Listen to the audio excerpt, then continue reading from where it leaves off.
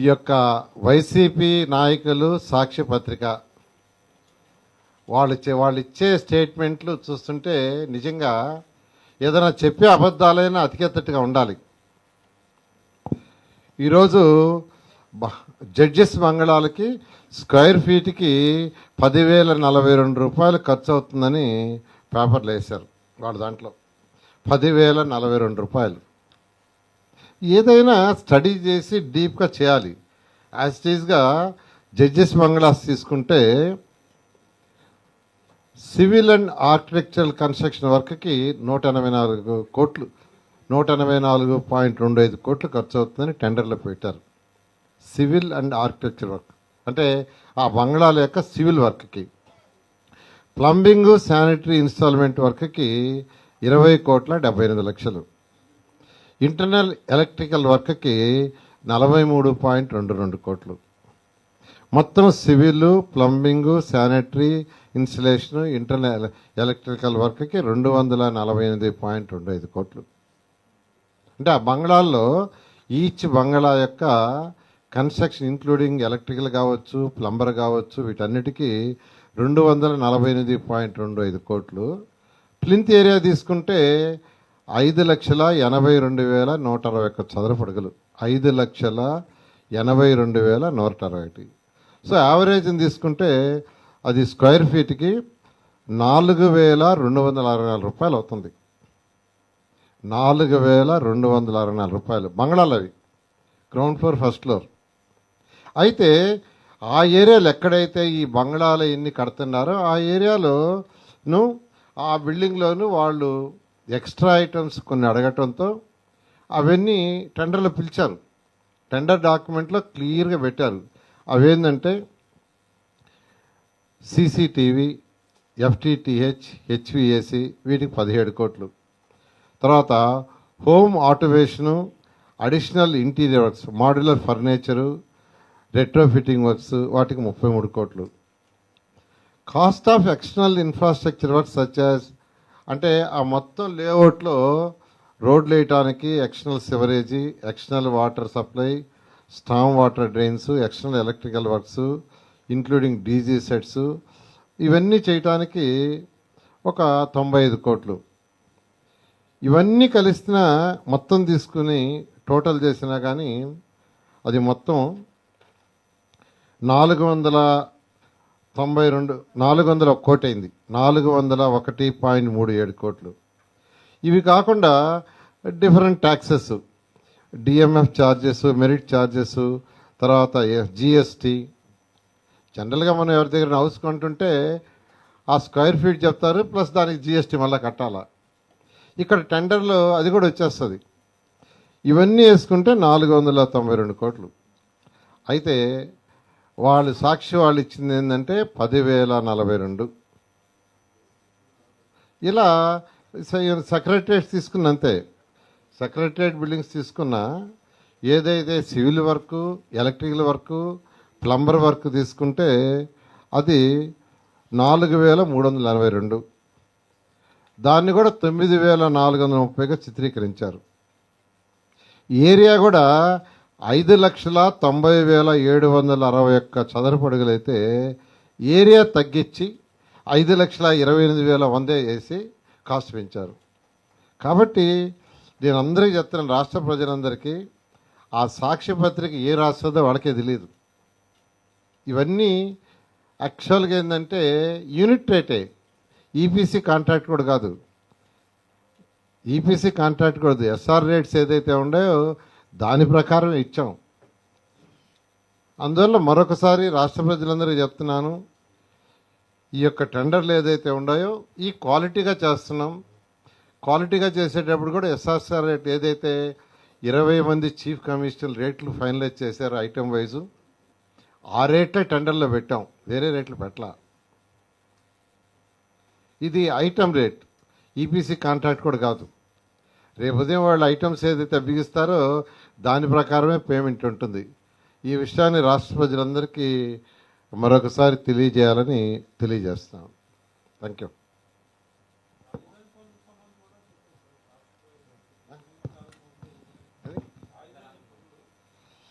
రాజధాని పనులు యాక్చువల్గా అంటే టెండర్లు ఆల్మోస్ట్ 90% యాక్చువల్ కాల్ఫర్ చేసాం.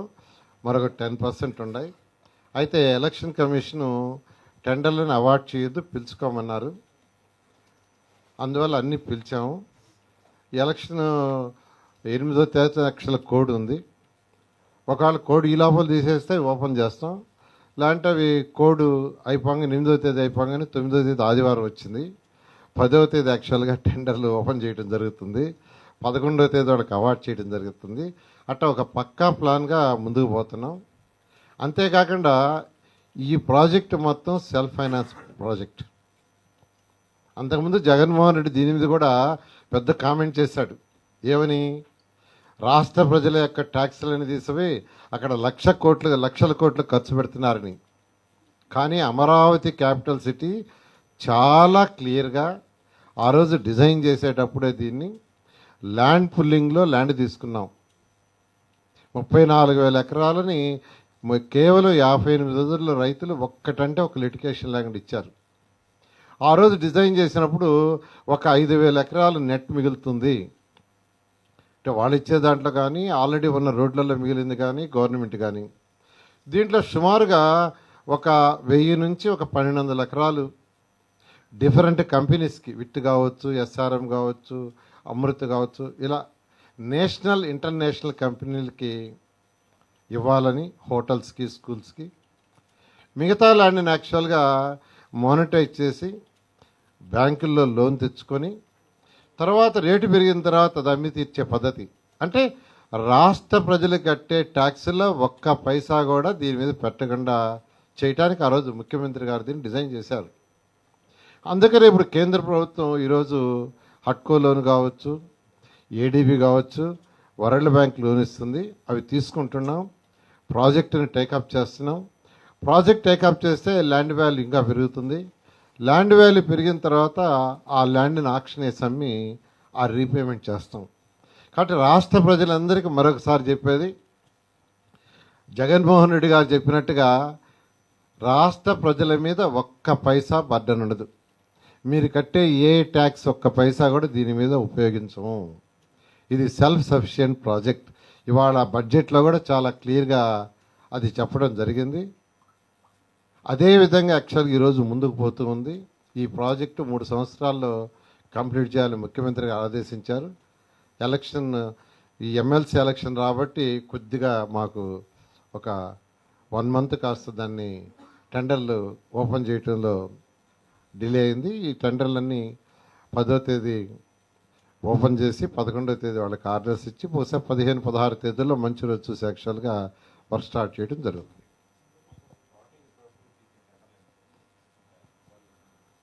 టోటల్ సుమారుగా 48,000 కోట్లకి పిలిచారు. బ్యాలెన్స్ కూడా యాక్చువల్గా రేపు ఎల్లుండి పిలిచేస్తారు. రేపు ఎల్లుండి యాక్చువల్గా ఏదైతే ఈస్ట్ నుంచి వెస్ట్కి మనం వేసిన రోడ్లు, ట్రంక్ రోడ్లు 1 కిలోమీటర్ డిస్టెన్స్లో ఉంటాయి. అవి 16 రోడ్లు మొత్తం. వీటిల్లో కొన్ని రోడ్లు నేషనల్ హైవేలకు వస్తాయి. అందులో సీడ్ యాక్సిస్ రోడ్డు కూడా ఒకటి కలుస్తుంది. అది కాకుండా E13, E15, E16, E11, E9. ఇందులో E13కి అయితే పైకేసేదానికి టెండర్ రెడీ అయిపోయింది. రేపు ఎల్లుండి పిలవబోతున్నారు. దాంట్లో ఫారెస్ట్ ల్యాండ్ ఉంటే కూడా ఫారెస్ట్ ల్యాండ్ క్లియరెన్స్ కూడా వచ్చింది. యాక్చువల్గా ఒక 50 ఎకరాలు ఉంటే అది కూడా ఇచ్చేసారు clearance. First E13 work start అవుతుంది. Next E15, next seed access road కూడా తయారు. ఓకే.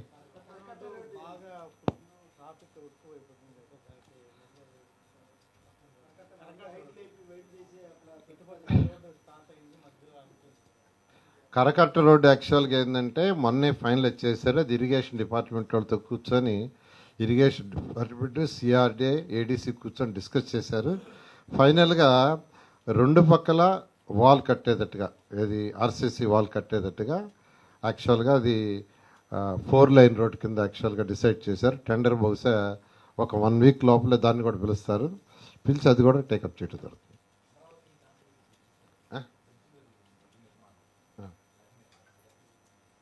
ఇప్పుడు జరిగేదా అంటే యాక్చువల్గా ఇప్పుడు ఏదైతే మనకు బైపాస్ రోడ్ ఏదైతే ఇప్పుడు జరుగుతుందో అది మరొక 6 months to 1 year పడుతుంది. అయితే బ్రిడ్జ్ తొందరలో అయిపోద్ది. బ్రిడ్జ్ పార్ట్ వరకు మరొక 2 నెలల్లో పూర్తి అయిపోతుంది. బట్ ఆ రోడ్డు మొత్తం కావాలంటే కొంత టైం పడుతుంది. ఎందుకనంటే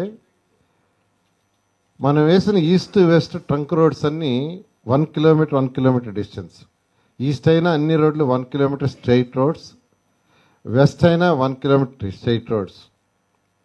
అంటే ఎక్కడ అబ్స్ట్రక్షన్ ఉండకూడదు ఆ రోజు డిజైన్ చేసాం. అయితే ఇప్పుడు ఏదైతే బైపాస్ రోడ్డు వేస్తున్నారో దాంట్లో అన్ని రోడ్ల దగ్గర 1 kilometer రోడ్డు దగ్గర అవతల నుంచి అవతలకు పోవటానికి లేకుండా చేశారు. అయితే మళ్ళీ ఈ ప్రభుత్వం వచ్చిన తర్వాత ముఖ్యమంత్రి గారు మళ్ళీ డిస్కస్ చేసి కాదు, ప్రతి 1 kilometer దగ్గర మీరు అవతల నుంచి అవతలకు పోయేటట్టుగా ఫ్రీ యాక్సెస్ ఉండాలన్నారు. దాన్ని యాక్చువల్గా వాళ్ళు యాక్సెప్ట్ చేశారు. ఆ వర్క్ జరుగుతుంది. దానికి వాళ్ళు అన్నది ఏంటంటే మరొక 6 నెలలు ఎక్స్ట్రాగా కావాలి సార్, 1 year లోపల కంప్లీట్ చేస్తున్నారు. డిజైన్ ఏం మార్చలేదు, same design. Okay, thank you.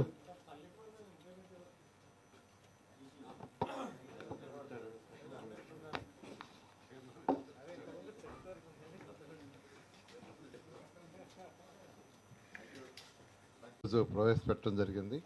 మీకు అందరికీ తెలిసిందే, గత ప్రభుత్వం ఫైనాన్షియల్ డిసిప్లిన్ లేక అసలు ఆర్థిక వ్యవస్థను ఎలా ఒక రాష్ట్రాన్ని నడపాలనే ఆలోచన కానీ ఒక ప్లాన్ కానీ ఏమీ లేకుండా ఆర్థిక వ్యవస్థ మొత్తం అతలాకుతలం చేసింది.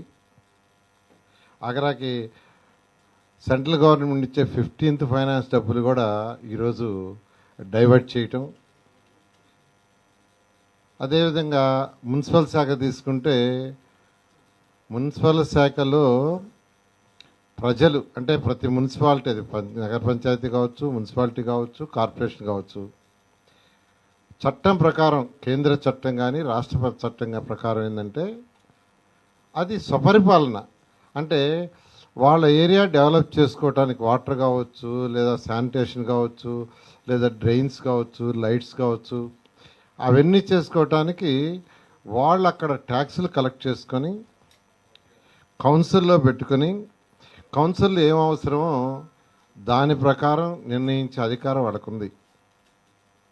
వాళ్ళ కలెక్షన్స్ వాళ్ళే ఉపయోగించాలా. కానీ గత ప్రభుత్వం ఆ కలెక్షన్స్ మొత్తం సిఎఫ్ఎంఎస్లో పెట్టడం, దాన్ని మొత్తం డైవర్ట్ చేసేసింది.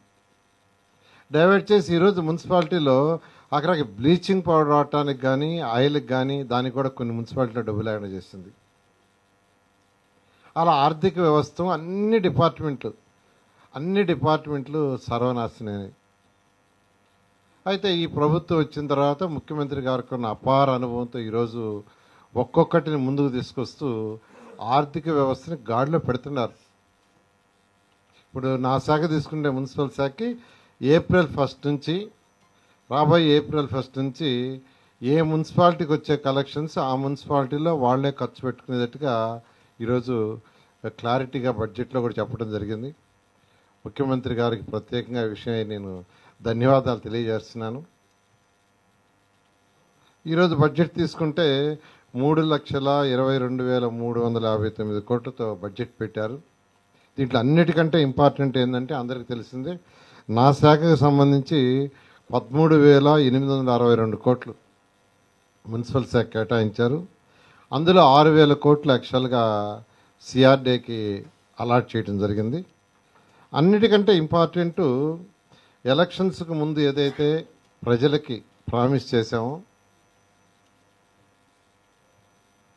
వాటిల్లో 6 నెరవేర్చడం జరిగింది. ఎన్టీఆర్ భరోసా పెన్షన్స్ 4,000 చేయటం, దానికి 27,518 కోట్లు ఈరోజు బడ్జెట్లో అలాట్ చేశారు. 27,518 అంటే చిన్న అమౌంట్ కాదు, చాలా పెద్ద అమౌంట్. అదేవిధంగా దీపం 2 పథకం, దానికి 2,600 కోట్లు. ఇవి రెండు ఇంప్లిమెంట్ చేసాం. ఏదైతే ఎలక్షన్స్ ముందు చెప్పామో దానికి తగ్గట్టుగా మేనిఫెస్టోలో ఉన్న ఈ రెండు ఇంప్లిమెంట్ చేయడం జరిగింది. తల్లికి వందనం, ఎంతమంది పిల్లలున్నా వాళ్ళ ఇంట్లో వాళ్ళందరికీ కూడా 15,000 ఇస్తామని చెప్పడం జరిగింది. దానికోసంగా 9,407 కోట్లు బడ్జెట్లో ఇచ్చారు. అది మే లోపల ఆ యొక్క తల్లుల అకౌంట్లోకి వేయటం జరుగుతుంది. ఎందుకంటే ఈ అకాడమిక్ ఇయర్ లోపల ఇవ్వాలని ముఖ్యమంత్రి గారు నిర్ణయించారు. నెక్స్ట్ అకాడమిక్ ఇయర్ జూన్ 12వ తేదీ ప్రాంతంలో స్టార్ట్ అవుతాయి, సుమారుగా జూన్ 12. అందుకని మే ఎండింగ్ లోపల ఈ తల్లికి వందనం అనే యొక్క కార్యక్రమాన్ని పూర్తి చేయాలని ఈ బడ్జెట్లో పెట్టడం జరిగింది. అదేవిధంగా రైతన్నలకు అన్నదాత సుఖీభవ కోసంగా 6,300 కోట్లు, ఇది కూడా యాక్చువల్గా మేనిఫెస్టోలో పెట్టడం జరిగింది. ఈ విధంగా ఏదైతే సూపర్ 6 అని మేనిఫెస్టోలో పెట్టామో వాటిలో 2 ఆల్రెడీ కంప్లీట్ చేసాం. మరొక 2 ముఖ్యమైనవి, అవి కూడా యాక్చువల్గా ఈ మే మంత్లో తల్లికి వందనం, అన్నదాత సుఖీభవ కోసం వీలైన తొందరలో అది కూడా తొందరలో ఇవ్వాలని ముఖ్యమంత్రి గారు నిర్ణయించారు. ఈ విధంగా ఈరోజు బడ్జెట్లో ఏదైతే మేనిఫెస్టోలో ఉండే వాటికి అత్యధిక ప్రయారిటీ ఇస్తూ ఈరోజు ఈ బడ్జెట్ని, ఒక చక్కటి బడ్జెట్ని అన్ని డిపార్ట్మెంట్స్ వాటికి ప్రయారిటీ ఇస్తూ ప్రత్యేకంగా ఎస్సీల సంక్షేమానికి 20,240 కోట్లు, ఎస్టీల సంక్షేమానికి 8,159 కోట్లు, బీసీల సంక్షేమానికి 47,456 కోట్లు, బీసీలకి అత్యధిక ప్రయారిటీ ఇస్తూ ఈరోజు 47,456 కోట్లు బడ్జెట్లో పెట్టడం జరిగింది. అదేవిధంగా అల్పసంఖ్యాక వర్గాల వాళ్ళ కోసం కూడా 5,434 కోట్లు. సో పేదలు నిరుపేదల ప్రభుత్వాన్ని తెలియజేయటానికి ఇంతకంటే వేరే సాక్ష్యం అవసరం లేదు. కానీ జగన్మోహన్ రెడ్డి నేను అల్పసంఖ్యాక అని చెప్పేవాళ్ళు, కానీ ఆయన చేసింది ఏంది? ఏమీ లేదు. మొత్తం ఆర్థిక వ్యవస్థని మొత్తం నాశనం చేసేసి పోయారు. ఈరోజు అమృత్ తీసుకుంటే కేంద్ర ప్రభుత్వం ఇచ్చిన 8,500 కోట్లు మున్సిపాలిటీ దాంట్లో ఇస్తే దాంట్లో ఖర్చు పెట్టలా. ఎందుకు పెట్టలేదంటే మ్యాచింగ్ ఫండ్ ఇవ్వాల. అదేవిధంగా ఏషియన్ ఇన్ఫ్రాస్ట్రక్చర్ ఇన్వెస్ట్మెంట్ బ్యాంకు 2019 ఫిబ్రవరిలో 5,350 కోట్లు నేనున్నప్పుడు శాంక్షన్ చేయించాను. దానికి అక్కడి నుంచి ఫస్ట్ ఇన్స్టాల్మెంట్ వస్తే మ్యాచింగ్ 30%కి అదే ఆగిపోయింది. 2,800 కోట్లు స్వచ్ఛ భారత్లో ఇస్తే దానికి ఫస్ట్ ఇన్స్టాల్మెంట్ వాళ్ళు ఇస్తే దానికి మ్యాచింగ్ అదే ఆగిపోయింది. దీని అంతటి కారణం ఏంటంటే ఒక ప్లానింగు, ప్రాపర్ ఫైనాన్షియల్ ప్లానింగ్ లేక గత ప్రభుత్వం చేసింది. అయితే ఎన్నిటిని ముఖ్యమంత్రి గారు ఇప్పుడు ఒక్కొక్కటి సరిదిద్దుతూ కేంద్ర ప్రభుత్వంతో ఈరోజు ఉన్న యొక్క అవగాహనతో ఒక్కొక్కటి తీసుకుంటూ వస్తున్నాడు. త్వరలో ఈ రాష్ట్రం ఖచ్చితంగా ప్రజలు ఏదైతే నమ్మకంతో ఎన్డీఏని గెలిపించారో వారి యొక్క నమ్మకాన్ని వమ్ము చేయకుండా ముందుకు తీసుకుపోతామని తెలియజేస్తున్నాను. మరొక విషయం,